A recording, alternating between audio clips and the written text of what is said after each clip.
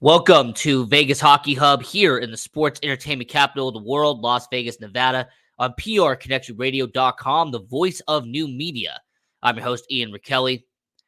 On this show, we talk a lot about the Vegas Golden Knights, and, focusing on right now is fantastic. I get that. Focusing on the current day with the Vegas Golden Knights, a very successful franchise, I might add. But on tonight's episode of Vegas Hockey Hub, I want to take a look back. We are going to take a look back at every first round pick the Vegas Golden Knights have had in their franchise history.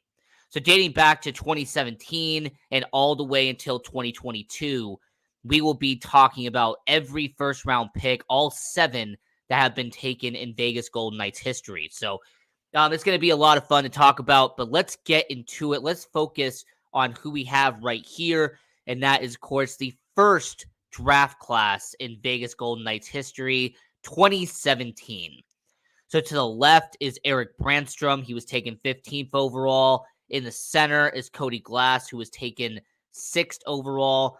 And you had Nick Suzuki on the right, who was taken 13th overall. So let's focus on Cody Glass just to start out with this. Cody Glass, he came from the Portland Winterhawks of the Western Hockey League, and there was a good amount of expectations around Cody Glass. When Cody Glass was drafted by Vegas, there was this idea that he could potentially, a few years down the road, become a center of the future for the Vegas Golden Knights. That he was taken that high up because of the fact that he was supposed to be this good up-and-coming guy that would lead Vegas into the future. That was the idea. Well, people also initially, he was an A-plus prospect. If they did the grading system, he was an A-level prospect. He was also praised for his playmaking, his hockey sense, and his hand-eye coordination. That was something that he was very praised for. I also want to briefly mention that Cody Glass, he played for the Winnipeg Thrashers. He was with the Portland Winterhawks. He was even on Team Manitoba for the Canadian Winter Games. So this was a situation where you had Cody Glass, who had done a lot of good heading up into that point. He was quick skate. He was a quick skater. He was a mobile playmaker. He was somebody that could be a really good player at the NHL level someday. And his stats in Portland kind of back that up. He spent 4 years with the Portland Winterhawks. And during that time period, he went from only having 10 goals and 27 points in 2015 to having 37 goals and 102 points in 2018. So that's really just a dilemma there, is that Cody Glass went from year one, playing 65 games, 27 points. Year 2, 69 games, 94 points. Third year was the 102 I mentioned. And then in year 4, when he actually got a little bit of time in the AHL, he only played 38 games, but had 15 goals that year with Portland. I also want to mention that he got injured during the time with the Portland Winterhawks. As a matter of fact, late in the 2018-2019 era, he actually suffered an injury, and he was actually out for a decent amount of time because of him suffering an injury around that era. So his junior career did pretty well, him going 6th overall, but how did he do once he got to the AHL? How did he do once he got to the NHL? Well, in the AHL, he only played 6 games in 2018-2019, but had 5 points. So he registered nearly a point per game. They go to the Calder Cup playoffs that year in 2018-2019, and in all 22 games, he had 7 goals, 15 points in 22 games. Now, 2019 and 2020, I'm not going to really count because he only played 2 games that year for Chicago, but had 2 points. Whereas in 2020, 2021, he had 14 games played, 4 goals, 10 points. So it really felt like in the AHL, he showed the talent that was reason why he was taken 6th overall. Even when he played a full AHL season in 2021, 2022, 66 games, 62 points in the AHL in 2021, 2022. So I'm mentioning all the positives about Cody Glass. I have mentioned that he is a mobile playmaker. I mentioned his quick skating, his hockey sense, his hand-eye coordination. Look, Cody Glass, there was some good positives about him, and his AHL stats look good on the surface. But it's his NHL stats that where it starts to differ. His performance in the NHL has really left a lot to be desired. And obviously, his career is not over. He's not even 24 years old yet. But his stats in the NHL, it goes as followed. So he played 39 games in 2019-2020, his first season playing in the NHL for the Vegas Golden Knights. Only 5 goals, 12 points in, once again, 39 games. Not great for a rookie year. It's not terrible, but it wasn't great. It wasn't anything that would stand out to you as a year one for a 20-year-old. But you know what? Year two, 21 years old, he should do a lot better. Well, unfortunately, he didn't. In year two, he played 27 games, only 4 goals and 10 points as a 21-year-old for the Vegas Golden Knights. This actually just so happened to have been the last year he was with the Vegas Golden Knights, because after that season, after only having 22 points as a Vegas Golden Knight, they trade him to the Nashville Predators in a 3-way deal. Cody Glass goes to the Nashville Predators, Ryan Ellis goes to the Philadelphia Flyers, and Nolan Patrick comes to the Vegas Golden Knights. So the Vegas Golden Knights swapped 2nd overall and 6th overall picks in that deal. So how has Cody Glass done in Nashville? Has he done a little bit better than he did in Vegas? Well, statistically, he hasn't done that great either. So in 49 games as a Nashville Predator, 7 goals, 20 points, and he has a +6. So when you look at it from a perspective, he played 66 games for the Vegas Golden Knights, 22 points. He played 49 games for the Nashville Predators, 20 points. So Cody Glass is kind of hard to grade because, once again, in the AHL, he has done exceptionally well. In minor league hockey, he has done a good amount of opportunities there. Like I mentioned, he had a 66 game performance in the AHL. I mean, this was a guy that did pretty well in the Milwaukee Admirals in 2021, 2022. And you can't deny that he didn't have talent. He went 6th overall for a reason. But it's just very disappointing that Cody Glass, 6 years into his career as a professional hockey player, he just hasn't lived up to any of the hype. He hasn't lived up to anything that people thought he was going to be as a 6th overall pick. Now, this is me speaking now. I really hope that Cody Glass eventually does recover. He is on the top 6 in Nashville at times. He's been mainly on the bottom 6 in Vegas. Even when he was in a couple of games in Nashville last season, he was on the bottom line. So if Cody Glass eventually develops and becomes a middle 6 forward, I think that would be the best case scenario. But no, I don't think Cody Glass will ever become a top line center that a 6th overall pick was projected to be. But a middle 6 forward would be a best case scenario. Most likely, he's going to be a bottom 6 forward in Nashville and any other teams he plays in with his career. And hopefully, he does have a good long career in the NHL, because I did like Cody Glass. I thought that he would be a good player. I just hope that eventually he does turn it around, because I saw the talent that he had in Portland, and I just hope that one day it can turn itself around. But Cody Glass, just to recap real quick, his statistics in the NHL 5 years in: 115 games played, 16 goals, 42 points, a +5, and 26 penalty minutes. He has had no awards, no accolades, and he is currently on the bottom 6 for the Nashville Predators. So that was Cody Glass, okay? And I'm going to show you some pictures real quick. That was Cody Glass playing for the Chicago Wolves during the 2 years he was there. That was him playing for the Vegas Golden Knights, going up against the Philadelphia Flyers, the team that he was part of the three-way trade with. And now you see him with the Nashville Predators, where he is now. So that was Cody Glass. Well, the next player the Vegas Golden Knights took in that 2017 class is unforgivable. This is a guy who should have been a great player here in Vegas. This is a guy that could be a top-line center today on the Vegas Golden Knights if everything had gone accordingly. In fact, I believe that an alternate reality somewhere, the Max Pacioretty trade doesn't happen, and Nick Suzuki is a two-time All-Star here in Las Vegas. I truly believe that. Nick Suzuki, watching him in juniors, seeing him a little bit in the AHL, I knew that Nick Suzuki was going to be a good player someday, but unfortunately, it just wasn't here in Vegas. So let's just get into it.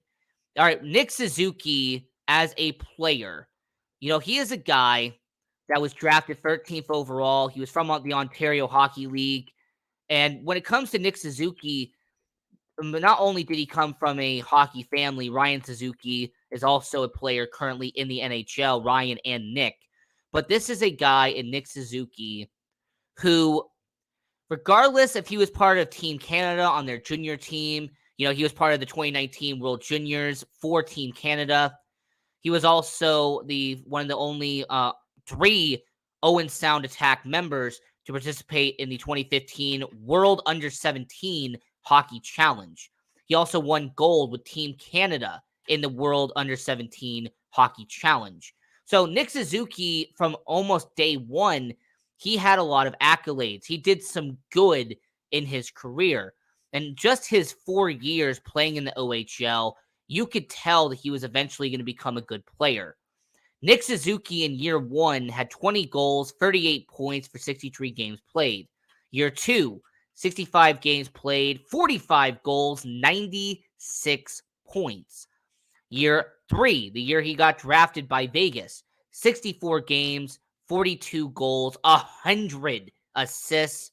And year 4, his final year in juniors, 59 games played, 34 goals, and he had 94 points. So Nick Suzuki throughout his junior career was phenomenal. And he played a little bit for the Chicago Wolves. He played in the 2018 Calder Cup playoffs for the Chicago Wolves. But what happened once in that 2019 offseason is something that the Vegas Golden Knights are always going to be looked at and mocked for. So on September 18th, 2018, the Vegas Golden Knights trade Nick Suzuki, Thomas Tatar, and a second-round pick, which I think became Joseph Foligno, to the Montreal Canadiens in exchange for Max Pacioretty.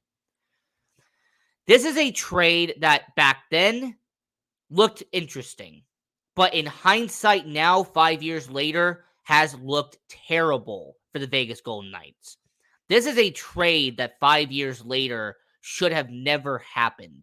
Max Pacioretty not only is no longer a Vegas Golden Knight, but 4 years after this trade, they trade Max Pacioretty for future considerations, aka nothing.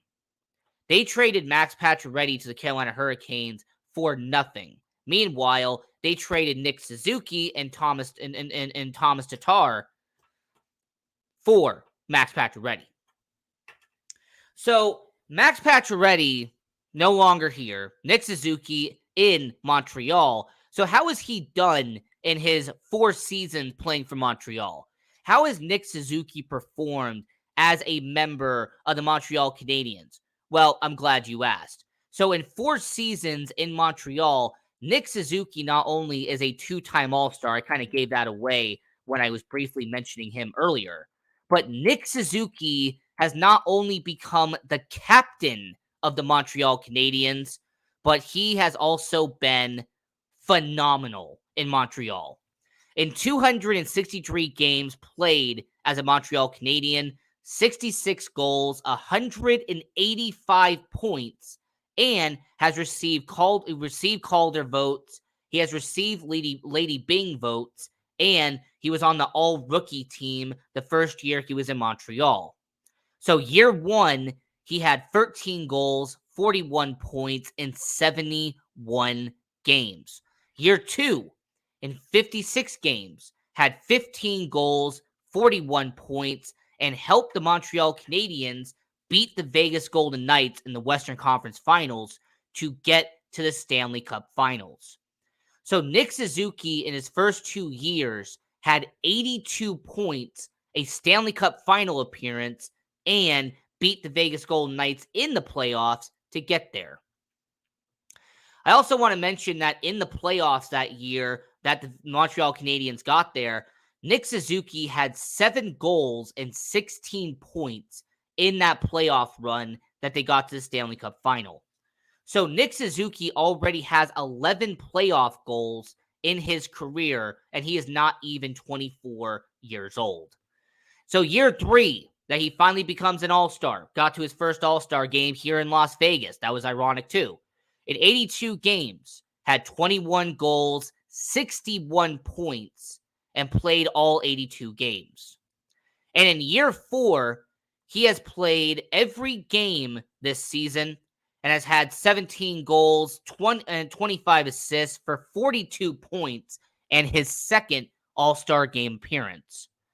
So Nick Suzuki has been consistent. He played all 71 games in 2019-2020. He played all 56 games in 2020-2021. He played all 82 games in 2021-2022. So I just find it incredible that the fact that Nick Suzuki has not only been consistent, not only been reliable, but this is a Nick Suzuki that has been able to show the NHL that not only 24 years old, I am the future of the Montreal Canadiens. Him and Cole Caulfield, those are the future of the Montreal Canadiens. So as I'm talking about Nick Suzuki here on Vegas Hockey Hub, looking back at every first-round pick that the Vegas Golden Knights have had in franchise history, this will be the pick here. That it doesn't matter if it's next year, 5 years, 10 years from now. This will be the worst trade in Vegas Golden Knights history. Hands down, it will be regarded as the worst trade in franchise history because the Golden Knights recruited, scouted, and developed Nick Suzuki, and then they got rid of him after 1 year and not even having him play for the Vegas Golden Knights. So, that was Nick Suzuki during a preseason game for the Vegas Golden Knights, the only time he ever suited up in a jersey for the Vegas Golden Knights. And sure enough, like I said, he is the captain of the Montreal Canadiens. Now, this next one here, Erik Brannstrom. Now, he was taken 15th overall in that 2017 NHL draft, and there was some good potential around Erik Brannstrom. I remember that there was YouTubers, there were people that were watching hockey at the time that were high on Erik Brannstrom. They believed that Erik Brannstrom could eventually become a solid NHLer. Now, I remember the only negative towards him was at his height. He was like 5'10", 180 pounds. There was some, people were wondering if he would be able to blend into the NHL because of his size and his height. Well, how did he do in the Vegas Golden Knights system? How did he perform with Vegas? Well, funny enough, he actually never played a single game in the NHL for the Vegas Golden Knights. The Erik Brannstrom era only lasted 41 AHL games with the Vegas Golden Knights. The Chicago Wolves, he played 41 games, 7 goals, 28 points, and 36 penalty minutes. Why? Because he got traded during the 2019 NHL trade deadline. During the trade deadline, he was traded for Mark Stone. So him, Oscar Lindberg, and a second-round pick was dealt to the Ottawa Senators in exchange for superstar Mark Stone. Now, I will give credit to Eric Brandstrom. He was a AHL All-Star. He was part of the 2019 AHL All-Star game, but unfortunately, Eric Brandstrom has kind of been in limbo throughout his 6 seasons playing professional hockey. Eric Brandstrom has not been, in the NHL long term enough to really gain some traction throughout his career. He has been sent up and sent down between Belleville and Ottawa consistently. So just looking at his NHL career, all right, just focusing on what he has done as a NHLer, Eric Brandstrom, there's been flashes of potential. There have been flashes of him becoming a good player, but once again, he has not played enough games consistently to be in the NHL. I think the most he has played is around 55 games in a single season. He has not played a full 82. He hasn't played 70, 75. No, the most that he has been in the lineup was around 55 games. So Eric Brandstrom, in his 5-year career in the NHL, playing for the Ottawa Senators, 164 games, 3 goals, 37 points, and a negative 25 with the Ottawa Senators. Now, I'm not going to poke fun at his plus minus. Look, he's playing for the Ottawa Senators. It would be very hard for you to have a positive plus minus while playing in Ottawa. But what I want to focus on is that when it comes to Eric Brandstrom, he has not been really consistent, like I said. I mean, even when he's in the AHL, he really hasn't put up great numbers either. So in 2018, 2019, 4 points in 9 games for the Belleville Senators. 2019, 2020, 27 games, 23 points. And in 2021, he had 5 points in 4 games. And then this past season, 9 games, 3 points. So I think really the biggest issue that Eric Brandstrom has had, it's not the talent. The biggest problem that Eric Brandstrom has had is just that he has not been able to have consistent ice time in the NHL. With him going back and forth at 24 years old between the AHL and the NHL, I just believe that Eric Brandstrom is not going to be able to develop at a certain way because he is not in the lineup every single night. I also want to point out that Eric Brandstrom currently with the Ottawa Senators, and I have to give props to Cap Friendly for this. Man, if I didn't have Cap Friendly, I don't know what I would do.